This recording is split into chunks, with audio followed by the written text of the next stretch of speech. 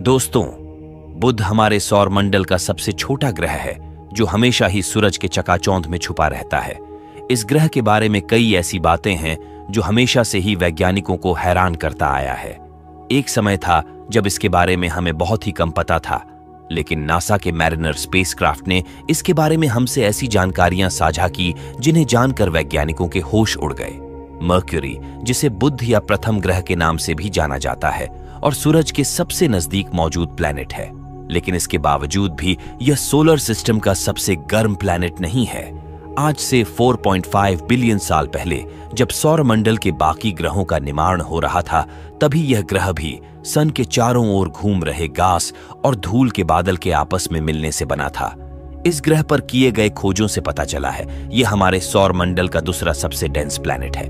अगर बात करें सबसे डेंस प्लैनेट की, तो वो हमारी धरती है। मर्क्यूरी का कोर काफी बड़ा और मेटालिक है, जिसका रेडियस 2074 किलोमीटर है, जो कि पूरे ग्रह का 85% है। रिसर्च यह सजेस्ट करते हैं कि इसका कुछ हिस्सा पिघले हुए अवस्था में है। बुध ग्रह का सतह दिखने में हमारे चांद के जैसा लगता है, और अगर आप इस ग्रह पर जाओगे तो आपको दिखेगा कि यह छोटे बड़े इंपैक्ट क्रेटर्स से भरा पड़ा है। पर आप वहां जाओगे ही क्यों? क्योंकि आप तो यहां एक सेकंड भी टिक नहीं पाओगे। इस प्लैनेट पर कुछ बड़े बड़े गड्ढे मौजूद हैं जो सोलर सिस्टम के शुरुआती समय में बुध ग्रह से धूमकेतुओं के टकराने से बना था।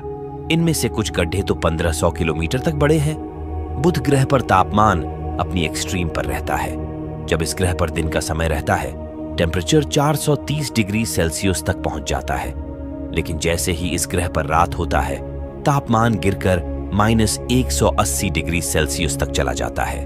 इसके पीछे का सबसे बड़ा कारण यह है कि बुध ग्रह पर कोई एटमॉस्फेयर नहीं है जो हीट को ट्रैप करके रख सके, जिससे यहां एक और चीज होता है, और वो यह है मीटियोराइट्स इसके सतह से टकराता रहता है।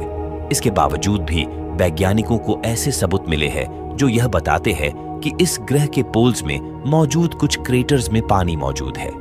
ये वैसे क्रेटर्स है जिनमें कभी भी सनलाइट नहीं पहुंच पाता है। मर्क्यूरी के पास एक काफी वीक मैग्नेटिक फील्ड मौजूद है, जो कि धरती के चुंबकीय क्षेत्र का मात्र 1% ही स्ट्रॉन्ग है। इस ग्रह तक पहुंच पाना कोई आसान काम नहीं है, क्योंकि यह अपने ऑर्बिट में काफी तेज गति से परिक्रमा करता है, जहां हमारी धरती का ऑर्बिटल वेलोसिटी 30 किलोमीटर प्रति सेकंड है। वही मर्क्यूरी अपने ऑर्बिट में 48 किलोमीटर पर सेकंड की रफ्तार से चलता है। यह ग्रह बहुत पहले ही सन में गिर गया होता। अगर इसके पास इतना ज्यादा वेलोसिटी ना होता, इस ग्रह के तेज गति की वजह से हमारे स्पेसक्राफ्ट का इस तक पहुंच पाना काफी मुश्किल हो जाता है, क्योंकि जरा सी भी गड़बड़ी और स्पेसक्राफ्ट सीधे सन में चला जाएगा। यही वो वजह है कि इस ग्रह के बारे में हमारे पास काफी समय तक बहुत ही कम जानकारी था। साल था 1973 जब नासा ने मैरिनर 10 को लॉन्च किया। यही वो अंतरिक्ष यान था जिसने हमें बुध ग्रह से जुड़े काफी जानकारियां दी। यह स्पेसक्राफ्ट 1974 और 75 के दौरान 3 बार इस ग्रह के करीब से फ्लाई बाय किया और इसके 45% सतह का एक नक्शा तैयार किया और करीब 2800 से भी ज्यादा इमेजेस को वैज्ञानिकों तक पहुंचाया। मैरिनर 10 स्पेसक्राफ्ट वो पहला अंतरिक्ष यान था जिसने पहली बार किसी अन्य ग्रह द्वारा ग्रेविटेशनल स्लिंगशॉट का उपयोग किया। जब इस यान ने वीनस के सहारा लेकर खुद को एक ऐसे ट्रैजेक्टरी में डाला जो इसे मर्क्यूरी के करीब पहुंचा सके।